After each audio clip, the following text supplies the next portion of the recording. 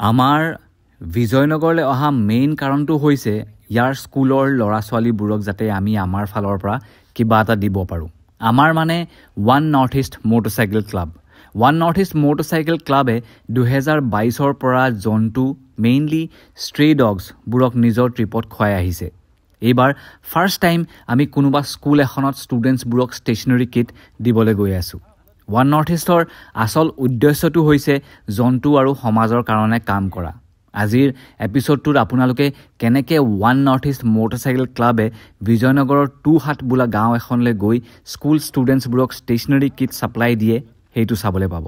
এই এপিছ'ডটোত one north ইষ্টৰ social work কৰাৰ লগত এটা ছ'চিয়েল মেছেজো আছে। মেছেজটো কি সেইটো আপোনালোকে আজি ভিডিঅ'টো চালে গম পাব। Untamed and unbroken. Wild horses roam these lands like spirits of the wind, running and playing with the rhythm of the earth. কোনো ফেঞ্চ নাই, কোনো বাউণ্ডাৰিজ নাই, কোনোৱে দিগদাৰো নকৰে। Only the call of freedom guiding their path. সঁচাকৈ ৰাতিপুৱাই শুই উঠি ইয়াত যে ঘোঁৰা দেখিম তাকো আমাৰ গেষ্ট হাউচৰ পাছফালে ভাবা নাছিলোঁ। আজি পুণ্য এটা কাম কৰিবলৈ গৈ আছোঁ, সেইবাবে ওপৰৱালাৰ দৰ্শন ঘোঁৰাৰ ৰূপতে হ'ল যেন পাইছোঁ। আগদিনাখন ৰাইডাৰ্ছ কিছুমানে MLA ছাৰৰ গেষ্ট হাউচ আগতীয়াকৈ বুক কৰি থৈছিল। সেইবাবে গেষ্ট হাউচটো আমাক এৰিব ক'লে আৰু আমি পাছফালে মানে গেষ্ট হাউচৰ পাছফালে টেন্টছ পিচ কৰি শুলোঁ। এইবিলাক ৰাতি একদম এইবোৰ ফ্ৰষ্ট হৈ গৈছিলে পূৰা। পানী ওলাইছে।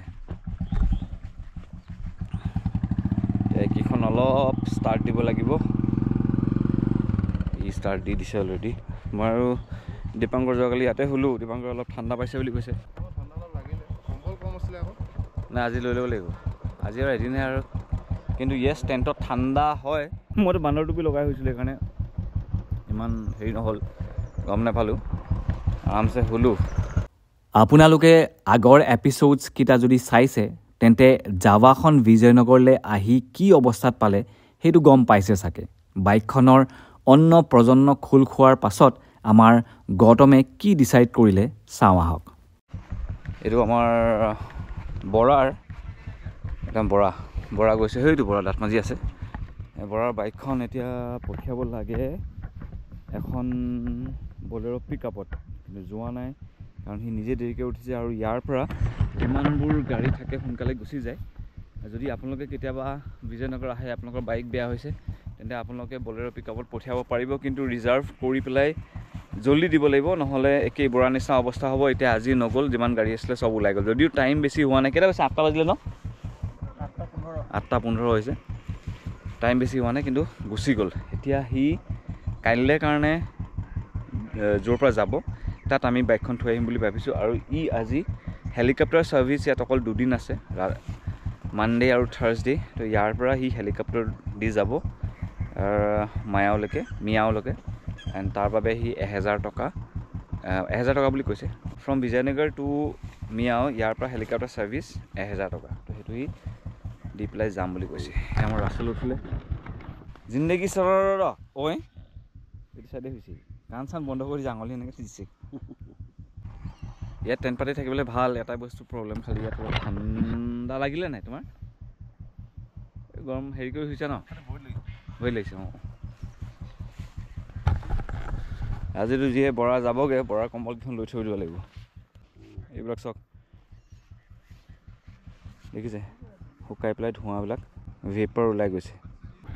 ইয়াতে ফেষ্টিভেল এটা অৰ্গেনাইজ কৰি দিম বুলি ভাবিছোঁ। প্ৰথমতে আমি কৰিম 100 বাইকাৰ্ছ অনলি। যোনকেইটা আহিব ন গোটেইকেইটা ভেটাৰেন হ'ল। ভেটাৰেন মানে কি আৰু বুক কৰিছে, বিজয়নগৰত অৰ্গেনাইজ কৰিছে বুলি, জেগা এটা চিনাকি হৈ গ'ল। ইটো কৈছে কিষাণকোট আছে, ই কৈছে যদি আপুনি কৰক ফাইনেন্সো উলিয়াই দিম বুলি কৈছে। কি প্ৰব্লেম আছে? মজা লাগিব যদি হয়। যোনটো মেইন কাম আমাৰ ডনেশ্যনৰ কামটো, সেইটো কাৰণে আমি ৰেডি হ'লোঁ। এইবিলাক বস্তু দীপাংকৰ এটা ফিল্টাৰ তাৰ বাইকত বান্ধি লৈছে।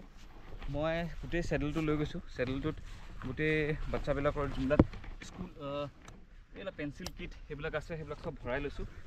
এতিয়া আপোনালোকৰ স্কুলত এই স্কুলখন যাবলৈ হ'লে বাইকখন নদী পাৰ কৰিব লাগিব বুলি কৈছে। এতিয়া নদীৰ কেনেকুৱা মানে পানী কিমান দ সেইবিলাক চাই চিতি আৰু, নহ'লে বাইকখন থৈ পেলাই আকৌ অকণমান দূৰ খোজকাঢ়ি পেলাই স্কুলখনত গৈ পেলাই বস্তুখিনি দিমগৈ। এতিয়া ৰেডি হ'লোঁ, ওলাওঁ আৰু। ৰাছেলৰ লগত গৌতমৰ লগত যাবা। বস্তুখিনি কেৰি কৰিবলৈ এনেকৈ কেৰি কৰা হৈছে আৰু। ডনেশ্যন দিবলৈ গৈ আছোঁ হয়, কিন্তু স্কুলখন কোনখন, কিমান ল'ৰা ছোৱালী আছে একো গম নাপাওঁ। স্কুলৰ ৰাস্তা কোনফালে সেইটোও নাজানো। সেইবাবে আমাক স্কুলখন দেখাই দিবলৈ লগ দিলে দুজন গাঁৱৰে মানুহ।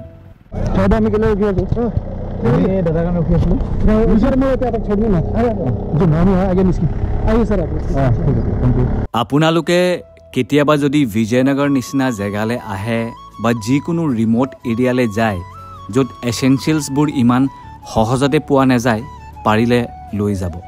নিজৰ কাৰণে নহয়, ইয়াৰ গাঁৱৰ মানুহৰ বাবে লৈ যাব। একো নহ'লেও গাঁৱৰ সৰু সুৰা ল'ৰা ছোৱালীবোৰৰ বাবে কিবা কিবি লৈ যাব পাৰে। এইখন গাঁৱলৈ ছাপ্লাইজ আনিবলৈ ইয়াৰ মানুহে 150 কিলোমিটাৰ দূৰলৈ যাব লাগে।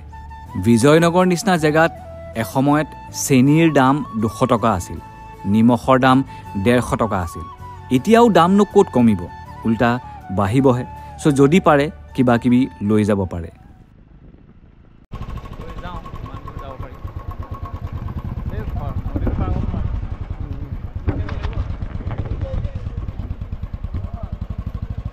স্কুলখনলৈ যাবলৈ দিহিং নৈখন পাৰ কৰি যাব লাগিব। এতিয়া পানী কম বাবে বাইকখনো নৈ মাজেদি লৈ পাৰ কৰিব পাৰি বুলি গাঁৱৰ মানুহে কৈছে। এখন বলেৰো পাৰ হৈ যোৱাও দেখিছোঁ। কিন্তু মই ভাবোঁ বাইক গাড়ী নৈত নমোৱা মানে নৈখনৰ ডিছৰেচপেক্ট কৰা। ইয়াৰ মানুহে উপায় নোপোৱাত কৰিছে, এইটো বেলেগ কথা, কিন্তু এনেই চকৰ কাৰণে কৰিব নালাগে। নদী বহুত সংস্কৃতি আৰু পৰম্পৰাত পবিত্ৰ হিচাপে মনা যায়। They are often considered sacred, sustaining civilisations for centuries. আগতে ময়ো বাইক নৈলৈ নমাইছোঁ, কিন্তু যোনদিনাখনৰ পৰা নদী এখনৰ মূল্য বুজিছোঁ তেতিয়াৰ পৰা আজিলৈকে নাই কৰা। আপোনালোকৰলৈও অনুৰোধ থাকিল, চকত বা এডভেঞ্চাৰত বাইক কেতিয়াও নৈলৈ লৈ গৈ নৈখনৰ ডিছৰেচপেক্ট নকৰিব। চ' এতিয়া আমি এইবোৰ চবৰ হাততে বস্তুবোৰ লৈ পেলাই এই হেংগিং ব্ৰিজখন পাৰ কৰি যাব লাগিব। ঐ ফটো চটো পিছত তুলিবি, ব'ল আহি পেলাই এইটো কামটো কৰি লওঁ। অঁ এই আংকুলকো ফ্ৰী কৰি দিব লাগিব ন।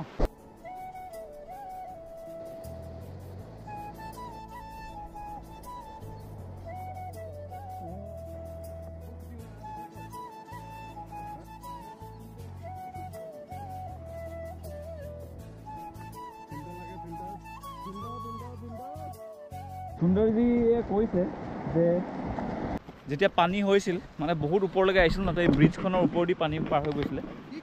অঁ অঁ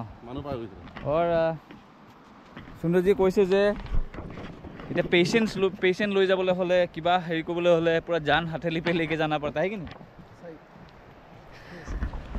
बाप रे, नदी मतलब इतना लेवल तक तो आ ही जाता है। बाप रे, ये सब कट करके तो अभी कुछ टाइम के बाद ऐसा तो जितना आज के दिन में टेम्परेचर ख़राब होते जा रहा है, उस हिसाब से तो मतलब ऐसा भी होगा ना, ये फिर एक टाइम के बाद पानी और ऊपर आएगा। सर जितना भी पहले का मौसम को और पहले का जो था, यहाँ में डिफॉरेस्टेशन नहीं हो रहा था। हाँ। तो उस समय में तो नदी और भी ज़्यादा मतलब वो होता था, बड़ा था। अच्छा बड़ा था। तो अभी तो बहुत कम है। अच्छा। दिहिंग नदी का बेस कहाँ पे? चाइना उस तरफ से, म्यांमार उस तरफ से रहता होगा। সেইকেইটা আমাৰ ল'ৰাকেইটা গৈ আছে এতিয়া গোটেই সামগ্ৰী লৈ পেলাই দিবলৈ। সেইখন স্কুলখন সেউজীয়া কালাৰ, আপোনালোকে হয়তো গল্পটো দেখি নাই পোৱা, তালৈকে যাম, তাতে দি দিম। কিतना स्टूडेंट्स हैं यहाँ पे?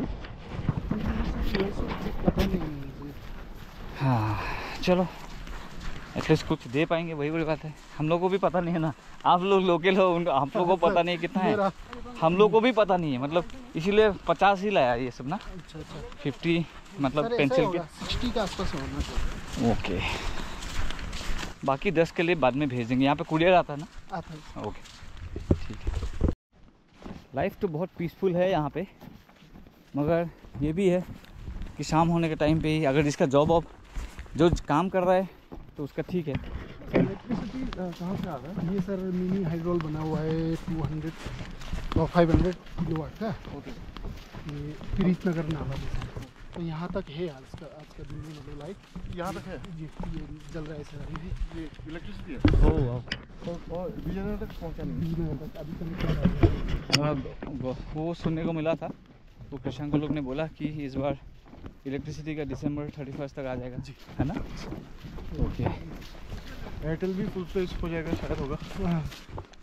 चलो, तो आपको क्या लगता है विजयनगर जितना एडवांस हो जाएगा, एडवांस तो होगा, अच्छा है, यहाँ पे आप लोगों का इकोनॉमी भी अच्छा हो जाएगा, फिर कमर्शियल वो भी हो जाएगा, तो उन्नति के हिसाब से आपको क्या लगता है कि अपॉर्चुनिटीज? हाँ सर, वही मतलब अभी तक तो कुछ वैसे मतलब यहाँ में कॉन्टीजेंसी कोई अपॉर्चुनिटी की जगह है नहीं। हाँ। तो जैसे भी कोई बड़ा स्कीम वो हो गया, हाइड्रोल प्रोजेक्ट में भी अभी 2-4 बंदे जो एंगेज है। हाँ। तो उसी हिसाब से अगर आगे कोई प्रोजेक्ट और भी आता है तो हमारे लिए आसान होगा, कोई रोजगार का जरिया खुलेगा उसमें। तो होम स्टे के लिए सर, टूरिज्म के लिए भी अभी काफ़ी कोशिश तो है हमारा। जी अरुणाचल गवर्नमेंट नहीं, टूरिज्म तो हम लोग तो वैसे भी हम लोग अपने तरफ से जैसे वीडियो बना रहे हैं वो तो प्रमोट कर ही रहे, और भी हम लोग लाएंगे, आप लोग का भी अच्छा होगा ना।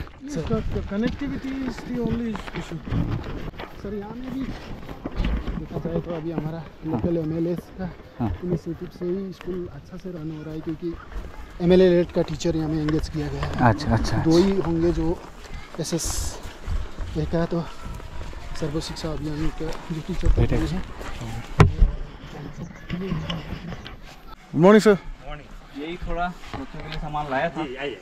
बट आपका स्टूडेंट कितना है बता पाओगे? तो स्टूडेंट तो सर 100 अबव है, लेकिन आज उतना स्ट्रेंथ नहीं है आज हमारे पास, तो खाली 50 बच्चों के लिए।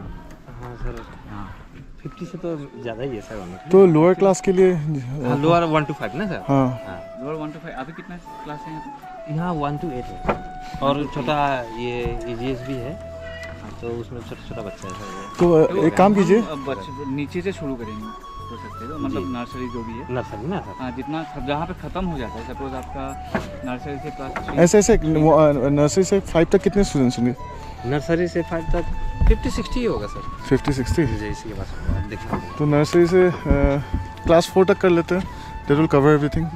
अगर कुछ बच जाए तो स्कूल में वो रख देंगे। अगर कुछ हम लोग कम हो जाता है जी, तो बाद में पूरा। जी ठीक है, आइए ना सर, क्लास में चलेंगे सर। ठीक है, हाँ जैसे आपका सुविधा जैसे सुविधा है सर। अभी बाहर बुलाएंगे क्या सर? बाहर बच्चे लोग बाहर ही ठीक रहेगा ना? हाँ, बाहर। एक सेकंड रुकिए, एक बेंच दे दीजिए, हम सामान रख दीजिए। फलबुर आई से अच्छा बस्तु दी वाली ये तो हाई से सर। हाँ, गुड बॉय। हाथ मिला, हैंडशेक। यस, हैंडशेक मिला। Good boy, good girl. Baby come on, handshake मिला। Some journeys are meant for the soul, not for the wheels. Our ride to Government Upper Primary School, Tuhat, Vijayanagar was not just about covering miles. It was about spreading smiles. এই কামটো কৰিবলৈ, এই কণমানি ল'ৰা ছোৱালীবোৰৰ মুখত হাঁহি চাবলৈ আমি মাহে মাহে ধৰি প্লেনিং কৰিছোঁ। 85টা টি-শাৰ্ট বিক্ৰী কৰি ফাণ্ড ৰেইজ কৰিছোঁ। 3000 কিলোমিটাৰ ট্ৰেভেল কৰিছোঁ, আৰু ফাইনেলি আমি ইয়াত আহি পাইছোঁহি। A place where young minds dream big despite limited resources. Yes, good girl. কণমানি ল'ৰা ছোৱালীবোৰৰ বাবে চেৰিটিত আমি দিছোঁ এটা ষ্টেচনাৰী কিট, য'ত পেঞ্চিল, শ্বাৰ্পনাৰ, কালাৰ পেঞ্চিল আৰু ৰাবাৰ্ছ আছে, এণ্ড স্কুলখনৰ বাবে 2টা ৱাটাৰ ফিল্টাৰ। এতিয়া এইবোৰ আইটেমছ বহুত গ্ৰাণ্টেড হিচাপে লয়, বাট এইখন গাঁৱত এইবোৰ বস্তু 150 কিলোমিটাৰ দূৰৰ পৰা আনিব লাগে, আৰু এইখন গাঁৱত যদিও বস্তু পায় লিমিটেড আৰু দাম বহুত। সেইবাবে এনেকুৱা এখন গাঁৱত এইবোৰ বস্তুৱেই গিফ্টছ অফ হোপ।